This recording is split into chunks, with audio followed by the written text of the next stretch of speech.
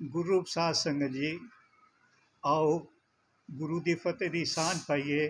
ਵਾਹਿਗੁਰੂ ਜੀ ਕਾ ਖਾਲਸਾ, ਵਾਹਿਗੁਰੂ ਜੀ ਕੀ ਫਤਿਹ। ਗੁਰੂ ਸਾਧ ਸੰਗਤ ਜੀਓ, ਸਾਹਿਬਾਂ ਦਾ ਫਰਮਾਨ ਹੈ, ਤੇਰੇ ਕਵਨ ਕਵਨ ਗੁਣ ਗਾਵਾਂ, ਕਹਿ ਕਹਿ ਗਾਵਾਂ, ਤੂੰ ਸਾਹਿਬ ਗੁਣੀ ਨਿਧਾਨਾ। ਤੁਮਰੀ ਮਹਿਮਾ ਬਲ ਨਾ ਸਕਿਓ, ਤੂੰ ਠਾਕਰ ਉੱਚ ਭਗਵਾਨਾ। ਗੁਰੂ ਸਾਧ ਸੰਗਤ ਜੀ, ਇਹ ਬੜੀ ਹੀ ਮੁਸ਼ਕਲ ਦੀ ਗੱਲ ਹੈ ਕਿ ਅਸੀਂ ਉਸ ਅਕਾਲ ਪੁਰਖ ਵਾਹਿਗੁਰੂ ਦੀ ਉਸਤ ਕਰਨ ਲਈ ਕਾਬਲ ਨਹੀਂ ਹਾਂ, ਕਿਉਂਕਿ ਉਹਦੇ ਇੰਨੇ ਕੁ ਗੁਣ ਹਨ ਕਿ ਅਸੀਂ ਉਹਨਾਂ ਦਾ ਵਿਖਿਆਨ ਕਰ ਹੀ ਨਹੀਂ ਸਕਦੇ। ਉਸ ਲਈ ਸਾਡੇ ਕੋਲ ਸਮਰੱਥ ਬੁੱਧੀ ਅਤੇ ਸ਼ਕਤੀ ਨਹੀਂ ਹੈ। ਅੱਜ ਦਾਸ ਆਪ ਜੀ ਦੇ ਰੂਬਰੂ ਕਿਸੇ ਖਾਸ ਮਕਸਦ ਲਈ ਹੋਣਾ ਚਾਹ ਰਿਹਾ ਹੈ, ਔਰ ਗੁਰੂ ਦੀ ਮਹਿਮਾ ਕਹਿਣ ਤੋਂ ਪਹਿਲਾਂ ਮੁਆਫੀ ਦਾ ਜਾਚਕ ਹਾਂ। ਗੁਰੂ ਰੂਪ ਹੋ, ਦਾਸ ਨੂੰ ਮਾਫੀ ਬਖਸ਼ ਦੇਣਾ। ਪਿਛਲੇ ਕੁਝ ਸਮੇਂ ਤੋਂ ਤਖ਼ਤ ਸ੍ਰੀ ਹਰਿਮੰਦਰ ਜੀ ਪਟਨਾ ਸਾਹਿਬ ਵਿਖੇ ਜੋ ਕੁਛ ਵੀ ਵਾਪਰ ਰਿਹਾ ਹੈ, ਉਸ ਬਾਰੇ ਕੁਝ ਵਿਚਾਰਾਂ ਕਰਨ ਦੀ ਜ਼ਰੂਰਤ ਸਮਝ ਰਿਹਾ ਹਾਂ। ਸਾਡੇ ਸਿੱਖ ਜਗਤ ਲਈ ਬੜੇ ਹੀ ਮਾਣ ਦੀ ਗੱਲ ਹੈ ਕਿ ਸਾਡੇ ਪਾਵਨ ਅਸਥਾਨਾਂ ਉੱਤੇ ਸਾਡੇ ਦੇਸ਼ ਦੇ ਰਾਸ਼ਟਰਪਤੀ ਸਾਹਿਬ ਪੁੱਜਦੇ ਹਨ ਅਤੇ ਗੁਰੂ ਘਰ ਤੋਂ ਗੁਰੂ ਘਰ ਦਾ ਆਸ਼ੀਰਵਾਦ ਲੈ ਕੇ ਜਾਂਦੇ ਹਨ।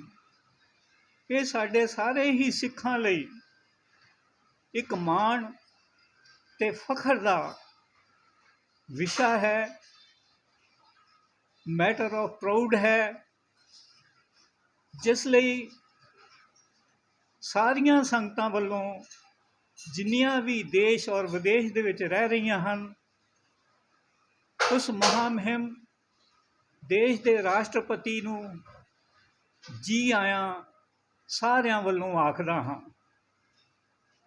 ਮੈਂ ਇਹ ਚੰਗੀ ਤਰ੍ਹਾਂ ਜਾਣਦਾ ਹਾਂ ਕਿ ਉਹਨਾਂ ਦੇ ਤਖ਼ਤ ਸ੍ਰੀ ਪਟਨਾ ਸਾਹਿਬ ਆਗਮਨ ਉੱਤੇ ਸਾਰੇ ਸਿੱਖ ਜਗਤ ਵਿੱਚ ਇੱਕ ਬਹੁਤ ਹੀ ਵਿਸ਼ੇਸ਼ ਖੁਸ਼ੀ ਦੀ ਲਹਿਰ ਦੌੜ ਗਈ ਸੀ, ਜਿਸ ਲਈ ਸਾਰਾ ਹੀ ਜਗਤ ਬਹੁਤ ਖੁਸ਼ ਹੋ ਕੇ ਉਹਨਾਂ ਦੇ ਆਗਮਨ 'ਤੇ ਆਪਣੇ ਦਿਲੋਂ ਜੀ ਆਇਆਂ ਉਹਨਾਂ ਨੂੰ ਆਖ ਰਿਹਾ ਸੀ। ਪਰੰਤੂ ਇਸ ਤੋਂ ਇਲਾਵਾ ਵੀ ਜੋ ਕੁਝ ਹੋਇਆ ਹੈ, ਇਸ ਤਖ਼ਤ ਉੱਤੇ ਜੋ ਕੁਝ ਵਾਪਰਿਆ ਹੈ, ਉਸ ਬਾਰੇ ਦਾਸ ਨੇ ਬਹੁਤ ਕੁਝ ਪੜ੍ਹਿਆ ਹੈ, ਸੁਣਿਆ ਹੈ, ਸਮਝਿਆ ਹੈ, ਜਿਸ ਨਾਲ ਦਾਸ ਦਾ ਹਿਰਦਾ ਬਹੁਤ ਹੀ ਬਲੂੰਦੜ ਗਿਆ ਹੈ। ਉਸ ਬਲੂੰਦੜੇ ਹੋਏ ਹਿਰਦੇ ਵਿੱਚੋਂ ਦਸਵੇਂ ਨਾਨਕ ਸਾਹਿਬ ਕਮਾਲ ਸਾਹਿਬ ਸ੍ਰੀ ਗੁਰੂ ਗੋਬਿੰਦ ਸਿੰਘ ਜੀ ਮਹਾਰਾਜ ਦੇ ਪਾਵਨ ਹੁਕਮ ਨੇ ਇਸ ਸੁੱਤੀ ਹੋਈ ਜ਼ਮੀਰ ਨੂੰ ਜਗਾਇਆ ਹੈ ਅਤੇ ਆਪ ਜੀ ਦੇ ਨਾਲ ਵਿਸ਼ੇਸ਼ ਤੌਰ 'ਤੇ ਸੰਬੰਧ ਕਾਇਮ ਕਰਨ ਲਈ ਉਹ ਸ਼ਬਦ ਮੈਨੂੰ ਯਾਦ ਆ ਰਿਹਾ ਹੈ, ਦੇਸ਼ ਵਾਵਰ ਮੋਹੇ, ਇਹ ਹੈ ਪਿਆਰੇ ਆਸ਼ੁਕ, ਕਰਮਨ ਤੇ ਕਬ ਹੋ ਨਾ ਡਰੋ।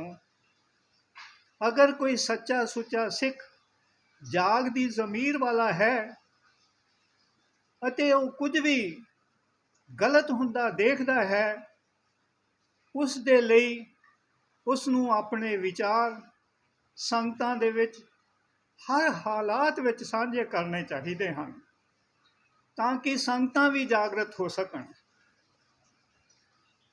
ਇਸ ਲਈ ਮੈਂ ਉਹ ਵਿਚਾਰ ਆਪ ਜੀ ਨਾਲ ਸਾਂਝੇ ਕਰਨਾ ਚਾਹੁੰਦਾ ਹਾਂ। ਜਦੋਂ ਵੀ ਕਿਸੇ ਵੀ ਦੇਸ਼ ਦਾ ਕੋਈ ਪ੍ਰਧਾਨ ਕਿਸੇ ਵੀ ਸਥਾਨ 'ਤੇ ਜਾਂਦਾ ਹੈ ਤਾਂ ਉਹ ਆਪਣੇ ਆਉਣ ਤੋਂ ਪਹਿਲਾਂ ਇੱਕ ਪ੍ਰੋਟੋਕਾਲ ਭੇਜਦਾ ਹੈ। ਇਸੇ ਤਰ੍ਹਾਂ ਹੀ ਜਦੋਂ ਸਾਡੇ ਰਾਸ਼ਟਰਪਤੀ ਸਾਹਿਬ ਵੀ ਇਸ ਸਥਾਨ 'ਤੇ ਆਉਣ ਲਈ ਆਪਣਾ ਪ੍ਰੋਗਰਾਮ ਬਣਾਏ ਹੋਣਗੇ ਤੇ ਇੱਕ ਪ੍ਰੋਟੋਕਾਲ ਤਖਤ ਸਾਹਿਬ 'ਤੇ ਵੀ ਆਇਆ ਹੋਏਗਾ। ਬੜੇ ਦੁੱਖ ਨਾਲ ਕਹਿਣਾ ਪੈ ਰਿਹਾ ਹੈ ਕਿ ਸਾਡੇ ਪ੍ਰਬੰਧਕਾਂ ਨੇ ਸਾਡੀ ਐਡਮਿਨਿਸਟ੍ਰੇਸ਼ਨ ਨਾਲ ਬਹੁਤ ਸਾਰੇ ਮੀਟਿੰਗਸ ਕੀਤੀਆਂ। ਉਸ ਮੀਟਿੰਗ ਦੇ ਵਿੱਚ ਜੋ ਪ੍ਰਸ਼ਾਸਨ ਨੇ ਇਹਨਾਂ ਨੂੰ ਕਿਹਾ, ਇਹਨਾਂ ਨੇ ਮੰਨਿਆ, ਪਰੰਤੂ ਇਹਨਾਂ ਦੀ ਆਪਣੀ ਸੋਚ ਬਹੁਤ ਹੀ ਕਮਜ਼ੋਰ ਸੀ, ਕਿਉਂਕਿ ਇਹਨਾਂ ਨੇ ਉਸ ਪ੍ਰੋਟੋਕਾਲ ਨੂੰ ਨਾ ਤੇ ਡੀਪਲੀ ਪੜ੍ਹਿਆ ਤੇ ਨਾ ਹੀ ਡੀਪਲੀ ਸਮਝਿਆ। ਇਸ ਵਿੱਚ ਜਿੱਥੇ ਤੱਕ ਪ੍ਰਬੰਧਕਾਂ ਦਾ ਦੋਸ਼ ਹੈ, ਉਸ ਦੇ ਨਾਲ ਹੀ ਪ੍ਰਬੰਧਕਾਂ ਦੇ ਆਫਿਸ ਦਾ ਵੀ ਦੋਸ਼ ਹੈ। ਆਫਿਸ ਵਿੱਚ ਪ੍ਰੋਟੋਕਾਲ ਆਉਂਦਾ ਹੈ ਤਾਂ ਪ੍ਰੋਟੋਕਾਲ ਦੇ ਕੀ ਨਿਯਮ ਕਾਨੂੰਨ ਹਨ, ਉਹ ਸਾਰੇ ਆਫਿਸ ਨੂੰ ਪ੍ਰਬੰਧਕਾਂ ਨੂੰ ਦੱਸਣੇ ਚਾਹੀਦੇ ਹਨ, ਕਿਉਂਕਿ ਇਹ ਮਾਮਲਾ ਤਖਤ ਸਾਹਿਬ ਨਾਲ ਜੁੜਿਆ ਹੋਇਆ ਸੀ ਔਰ ਉਹਨਾਂ ਨੇ ਤਖਤ ਸਾਹਿਬ ਉੱਤੇ ਜਾਣਾ ਸੀ। ਇਸ ਕਰਕੇ ਉਸ ਪ੍ਰੋਟੋਕਾਲ ਨੂੰ ਮੁੱਖ ਰੱਖਦਿਆਂ ਹੋਇਆਂ ਸਾਨੂੰ ਤਖ਼ਤ ਸ੍ਰੀ ਹਰਿਮੰਦਰ ਜੀ ਪਟਨਾ ਸਾਹਿਬ ਦੀ ਮਰਿਆਦਾ ਦਾ ਧਿਆਨ ਸਭ ਤੋਂ ਪਹਿਲਾਂ ਰੱਖਣਾ ਚਾਹੀਦਾ ਸੀ। ਉਸ ਮਰਿਆਦਾ ਨੂੰ ਧਿਆਨ ਵਿੱਚ ਰੱਖਦੇ ਹੋਏ ਸਾਨੂੰ ਉਸ ਪ੍ਰੋਟੋਕਾਲ ਦੇ ਉੱਤੇ ਡੀਪਲੀ ਸੋਚਣਾ ਚਾਹੀਦਾ ਸੀ ਅਤੇ ਉਸ ਪ੍ਰੋਟੋਕਾਲ ਦੇ ਸੰਬੰਧ ਵਿੱਚ ਸਾਰੀ ਗੱਲ ਐਡਮਿਨਿਸਟ੍ਰੇਸ਼ਨ ਨਾਲ ਖੁੱਲ੍ਹੇ ਤੌਰ ਉੱਤੇ ਬਗੈਰ ਕਿਸੇ ਡਰ ਤੋਂ ਦੇਸ਼ ਵਾਰ ਮੋਹੇ ਦੀ ਗੱਲ ਨੂੰ ਯਾਦ ਰੱਖਦੇ ਹੋਏ ਨਿਰਭਉ ਤੇ ਨਿਰਵੈਰ ਹੋ ਕੇ ਸਾਨੂੰ ਉਹ ਗੱਲ ਕਰਨੀ ਚਾਹੀਦੀ ਸੀ ਕਿ ਚਾਹੇ ਕੋਈ ਵੀ VIP ਆਵੇ ਜਾਂ ਕੋਈ ਵੀ ਆਵੇ, ਪਰੰਤੂ ਦੇਸ਼ ਦੀ ਜੋ ਉੱਚ ਪਦਸਥ ਹਨ ਉਹਨਾਂ ਨੂੰ ਜੀ ਆਇਆਂ ਕਹਿਣਾ ਤੇ ਸਾਡਾ ਪਹਿਲਾ ਫਰਜ਼ ਤੇ ਧਰਮ ਬਣਦਾ ਹੈ, ਪਰੰਤੂ ਉਸ ਦੇ ਨਾਲ ਹੀ ਤਖਤ ਦੀ ਮਰਿਆਦਾ ਨੂੰ ਵੀ ਧਿਆਨ ਵਿੱਚ ਰੱਖਣਾ ਉਸ ਤੋਂ ਵੀ ਜ਼ਰੂਰੀ ਹੁੰਦਾ ਹੈ। ਇਹ ਜ਼ਰੂਰਤ ਸੀ ਸਾਡੇ ਪ੍ਰਬੰਧਕਾਂ ਨੂੰ ਕਰਨ ਦੀ, ਸਾਡੇ ਆਫਿਸ ਵੀਰਾਂ ਨੂੰ ਦੱਸਣ ਦੀ।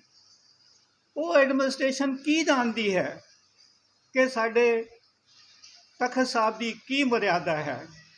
ਉਸ ਮਰਿਆਦਾ ਨੂੰ ਜਾਣਨ ਵਾਸਤੇ ਸਾਡੇ ਪ੍ਰਬੰਧਕਾਂ ਨੂੰ ਚਾਹੀਦਾ ਸੀ ਕਿ ਸਾਡੇ ਜਿਹੜੇ ਪ੍ਰਬੰਧ ਕਰਦੇ ਹਨ ਤਖਤ ਸਾਹਿਬ ਦੇ ਉੱਤੇ, ਜਿਨ੍ਹਾਂ ਨੂੰ ਅਸੀਂ ਪੰਜ ਪਿਆਰੇ ਕਹਿੰਦੇ ਹਾਂ, ਅਗਰ ਉਹਨਾਂ ਨੂੰ ਉਸ ਦੀ ਜਾਣਕਾਰੀ ਨਹੀਂ ਸੀ ਤਾਂ ਉਹ ਜਾਣਕਾਰੀ ਉਹਨਾਂ ਨੂੰ ਤਖਤ ਦੇ ਪੰਜ ਪਿਆਰਿਆਂ ਕੋਲੋਂ, ਜਥੇਦਾਰ ਸਾਹਿਬ ਕੋਲੋਂ ਜ਼ਰੂਰ ਲੈਣੀ ਚਾਹੀਦੀ ਸੀ ਅਤੇ ਉਹ ਆਪਣੀ ਸਾਰੀ ਗੱਲ ਪੂਰੇ ਪ੍ਰਸ਼ਾਸਨ ਦੇ ਸਾਹਮਣੇ ਖੋਲ੍ਹ ਕੇ ਰੱਖ ਦੇਣੀ ਚਾਹੀਦੀ ਸੀ।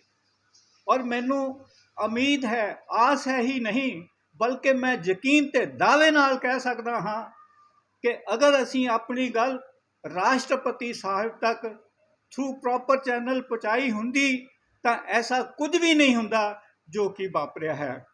ਤੁਸੀਂ ਸਾਰੇ ਹੀ ਜਾਣਦੇ ਹੋ ਕਿਸ ਤਰ੍ਹਾਂ ਸੰਗਤ ਨੂੰ ਤਖਤ ਸਾਹਿਬ ਤੋਂ ਬਾਹਰ ਕੱਢਿਆ ਗਿਆ, ਕਿਸ ਤਰ੍ਹਾਂ ਮੀਡੀਆ ਨੂੰ ਅੰਦਰ ਨਹੀਂ ਆਉਣ ਦਿੱਤਾ ਗਿਆ, ਕਿਸ ਤਰ੍ਹਾਂ ਸੰਗਤਾਂ ਨੂੰ ਅੰਦਰ ਨਹੀਂ ਆਉਣ ਦਿੱਤਾ ਗਿਆ, ਕਿਸ ਤਰ੍ਹਾਂ ਸੰਗਤਾਂ ਨੇ ਜਿਨ੍ਹਾਂ ਨੇ ਬਾਹਰ ਜਾਣਾ ਸੀ ਉਹ ਲੰਗਰ ਨਹੀਂ ਛਕ ਸਕੀਆਂ, ਲੰਗਰ ਨਾਲ ਲਿਜਾ ਨਹੀਂ ਸਕੀਆਂ, ਮੱਥਾ ਨਹੀਂ ਟੇਕ ਸਕੀਆਂ ਔਰ ਜਾਣ ਲੱਗੇ ਜੋ ਪਿੰਨੀ ਪ੍ਰਸ਼ਾਦ ਅਕਸਰ ਅਸੀਂ ਦੇਸ਼ਾਂ ਵਿਦੇਸ਼ਾਂ ਵਿੱਚ ਲੈ ਕੇ ਜਾਂਦੇ ਹਾਂ ਉਹ ਵੀ ਲੈ ਕੇ ਨਹੀਂ ਜਾ ਸਕੀਆਂ।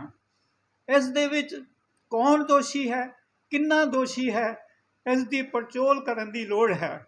ਸੰਗਤਾਂ ਨੂੰ ਜਾਗਣ ਦੀ ਜੋ ਲੋੜ ਹੈ। ਮੈਂ ਸਾਰਿਆਂ ਨੂੰ ਇਹ ਆਪਣੀ ਇਸ ਵੀਡੀਓ ਰਾਹੀਂ ਕਹਿਣਾ ਚਾਹੁੰਦਾ ਹਾਂ, ਹੱਥ ਜੋੜ ਕੇ ਬੇਨਤੀ ਕਰਨਾ ਚਾਹੁੰਦਾ ਹਾਂ ਕਿ ਇਸ ਪਿੱਛੇ ਕਿਸ ਦੀ ਕੀ ਮਨਸ਼ਾ ਹੈ, ਉਸ ਮਨਸ਼ਾ ਨੂੰ ਉਜਾਗਰ ਕਰਨਾ ਚਾਹੀਦਾ ਹੈ। ਸਾਡੇ ਪੰਜ ਪਿਆਰਿਆਂ ਨੂੰ ਅੱਗੇ ਆਉਣਾ ਚਾਹੀਦਾ ਹੈ, ਸਾਡੀਆਂ ਸੰਗਤਾਂ ਨੂੰ ਅੱਗੇ ਆਉਣਾ ਚਾਹੀਦਾ ਹੈ, ਸਾਡੇ ਪ੍ਰਬੰਧਕਾਂ ਨੂੰ ਅੱਗੇ ਆਉਣਾ ਚਾਹੀਦਾ ਹੈ। ਆਖਰ ਕੀ ਮਨਸ਼ਾ ਹੈ, ਇਸ ਪਿੱਛੇ ਕੀ ਰਾਜ਼ ਹੈ, ਕਿਉਂ ਇਸ ਤਰ੍ਹਾਂ ਹੋਇਆ, ਕਿਉਂ ਇਸ ਤਰ੍ਹਾਂ ਵਾਪਰਿਆ। ਸਭ ਤੋਂ ਵੱਡੀ ਗੱਲ ਦੁੱਖ ਦੀ ਤਾਂ ਇਹ ਹੈ ਕਿ ਬਹੁਤ ਕੁਝ ਹੋ ਰਿਹਾ ਹੈ। ਪੋਲੀਟੀਕਲ ਬਹੁਤ ਸਾਰੀਆਂ ਚੀਜ਼ਾਂ ਹਨ ਜਿਹੜੀਆਂ ਅਸੀਂ ਸਭ ਜਾਣਦੇ ਹੋ, ਪਰੰਤੂ ਅਸੀਂ ਪੋਲੀਟੀਕਲ ਫਾਇਦਾ ਚੁੱਕਣ ਦੀ ਖਾਤਰ, ਆਪਣੀਆਂ ਕੁਰਸੀਆਂ ਨੂੰ ਬਚਾਉਣ ਦੀ ਖਾਤਰ ਤਖਤ ਸਾਹਿਬ ਦੀ ਮਰਿਆਦਾ ਨੂੰ ਤਾੜ ਕਰ ਲਈਏ। ਇਹ ਕਿੱਥੋਂ ਦਾ ਇਨਸਾਫ ਹੈ। ਇਸ ਦੇ ਨਾਲ ਮੇਰਾ ਹੀ ਨਹੀਂ, ਪੂਰੇ ਸਿੱਖ ਜਗਤ ਵਿੱਚ ਬਹੁਤ ਹੀ ਖਰਾਬ ਸੰਦੇਸ਼ ਜਾਂਦਾ ਹੈ। ਅੱਜ ਤੋਂ ਕੁਝ ਸਮਾਂ ਪਹਿਲਾਂ ਹੀ ਸਾਡੇ ਦੇਸ਼ ਦੀ ਰਾਸ਼ਟਰਪਤੀ ਸਾਡੇ ਉਸ ਮਹਾਨ ਅਸਥਾਨ ਸ਼੍ਰੀ ਅੰਮ੍ਰਿਤਸਰ ਸਾਹਿਬ ਵਿਖੇ ਗਈ। ਉਹਨਾਂ ਨੇ ਬਿਲਕੁਲ ਮੱਥਾ ਟੇਕਿਆ। ਸੰਗਤਾਂ ਨੇ ਉਹਨਾਂ ਨੂੰ ਬਹੁਤ ਖੁੱਲ੍ਹੇ ਦਿਲੋਂ ਦਿਮਾਗ ਨਾਲ ਜੀ ਆਇਆਂ ਹੀ ਨਹੀਂ ਕਿਹਾ, ਪੂਰੇ ਗਲੇ ਨਾਲ ਲਗਾਇਆ ਕਿ ਸਾਡੇ ਦੇਸ਼ ਦੇ ਰਾਸ਼ਟਰਪਤੀ ਪੁੱਜੇ ਹਨ। ਉਹਨਾਂ ਨੇ ਪੂਰੀ ਮਾਨ ਮਰਿਆਦਾ ਦਾ ਧਿਆਨ ਰੱਖਿਆ। ਉੱਥੇ ਬਕਾਇਦਾ ਸੰਗਤਾਂ ਦੇ ਵਿੱਚ ਦੀ ਹੁੰਦੇ ਹੋਏ ਸਾਡੇ ਦੇਸ਼ ਦੇ ਰਾਸ਼ਟਰਪਤੀ ਉੱਥੋਂ ਦੀ ਗਏ, ਮੱਥਾ ਟੇਕਿਆ, ਆਸ਼ੀਰਵਾਦ ਲਿਆ।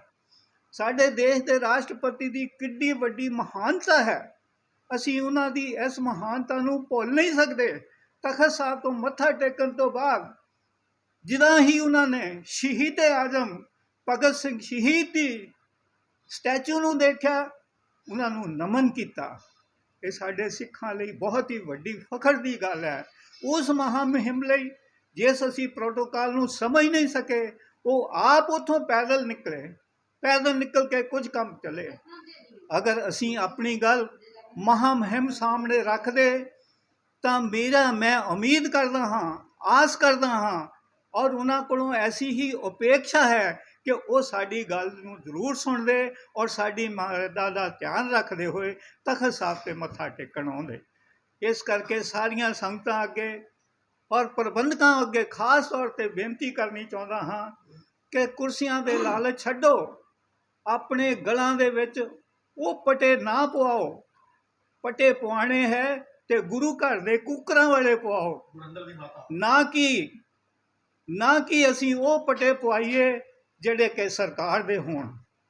ਬੜੇ ਦੁੱਖ ਦੀ ਗੱਲ ਹੈ, ਬੜੇ ਅਫਸੋਸ ਨਾਲ ਕਹਿਣਾ ਪੈ ਰਿਹਾ ਹੈ। ਅਸੀਂ ਪ੍ਰੋਟੋਕਾਲ ਦਾ ਧਿਆਨ ਰੱਖਦੇ ਹੋਏ ਅਸੀਂ ਸੰਗਤਾਂ ਨੂੰ ਬਾਹਰ ਰੱਖ ਸਕਦੇ ਹਾਂ ਕਿ ਸਾਡੇ ਇੱਥੇ ਪਟਨਾ ਸਾਹਿਬ ਦੀ ਇਸਤਰੀ ਸਤਸੰਗ ਦੇ ਵਿੱਚ ਕੋਈ ਵੀ ਐਸੀ ਇਸਤਰੀ ਨਹੀਂ ਸੀ ਜਿਹੜੀ ਕਿ ਸਾਡੇ ਪ੍ਰਧਾਨ ਸਾਹਿਬ ਦੀ ਅਗਵਾਈ ਕਰ ਸਕਦੀ, ਜਿਹੜੀ ਉਹਨਾਂ ਨੂੰ ਜਿਉ ਆਇਆ ਕਹਿ ਸਕਦੀ।